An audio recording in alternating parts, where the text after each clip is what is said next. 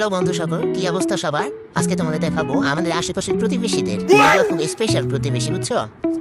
তো এই হয়েছে ফার্স্টে হচ্ছে চারজন ম্যাডাম না স্যার জানি না, অনেক বড় বড় রাজা হাঁস, বুঝছো? এগুলো যখন মানুষে দেখে দৌড়ানি দেয়, আগে বেশি দিতে এখন একটু ভালো হয়ে গেছে। তো এগুলো ক্যামেরা দেখে আর কি ক্যামেরার সামনে আইতে যেতেছে না, খুবই লজ্জা পাইতেছে। যেহেতু লজ্জা পাইতেছে তো ওগুলো আর দেখাইতেছি না, তো ওগুলো লজ্জা পাইতেছে আর গরুর এই জায়গায় দাঁড়ায় করতেছে কি রে আমার একটু ভিডিও করে না, আমি কি ভিডিওতে আসার অধিকার রাখি না? তো ওর এই দুঃখের কথা শুনে তা আমার আসলে আমি তো কবিতা আসি এটা তোমরা জানো। তা আমি হচ্ছে বললাম যে ঠিক আছে তুই তো আইতে চাস আয়। তো ওর এই ভিডিওতে আনলাম, আমার দেখে ও বিভিন্নভাবে পোস্ট নিতেছে, ও এমন করতেছে সেমন করতেছে, হ্যাঁ মানে ও পিটিতে দাঁড়াইছে। আচ্ছা যাক বাবা তোর পিটি বাদ দে।